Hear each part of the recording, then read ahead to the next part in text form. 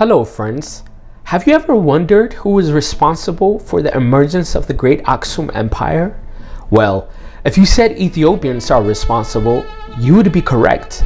You might think the answer is rather obvious, but sadly, it was not obvious for many Western scholars who were writing about Ethiopia a few years back. There was a consensus that the Aksum Empire was indeed great, but because of the Western scholars' belief that black people couldn't possibly be responsible for the emergence for such a great empire, they instead accredited the migration of southern Arabs for the genesis of Aksum. To be clear, no one denies the validity of this migration at the turn of the 1st century AD or so. The question is rather if the arrival of the southern Arabs is the only factor informing the empire of Aksum. Well, Western scholars sure thought so. Here are just some honorable mentions.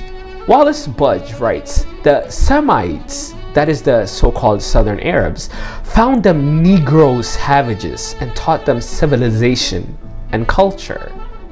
Another scholar by the name of Edward Uhlendorf states, numerically, the South Arabian leaven was not significant, but its superior quality revolutionized life in the Abyssinian highlands.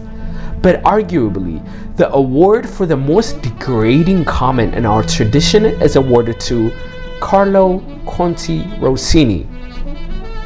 Here's an example of the type of material he was writing on Ethiopia. The Ethiopian author, he states, accepts legends and oral stories blindly. He is sure that he's spreading the truth, exalting his saint and propagating his cult, and consequently his religion.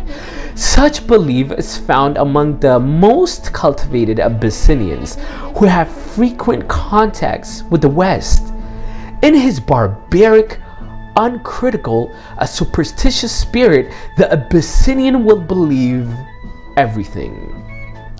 The reason why these comments are concerning is not only because these folks were writing about the history of Ethiopia, but modern day scholars regard them as great.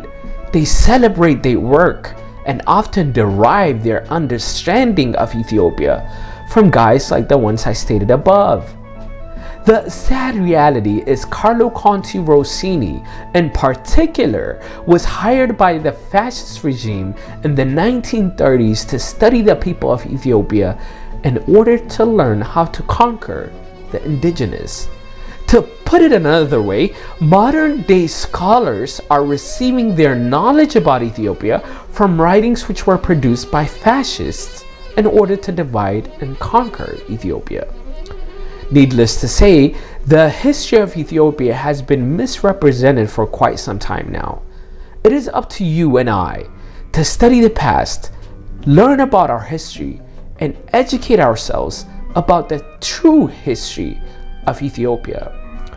If you want to learn more, stay tuned for my forthcoming book, Hopeless Romantic: The Untold History of Ethiopia, where I cover these topics in greater detail.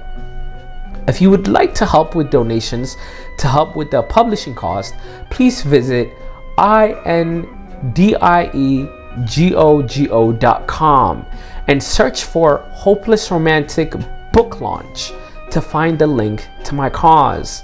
You can also find the direct link by visiting my social media pages on Instagram, Facebook, and YouTube. May God protect our country and bring peace to our nation.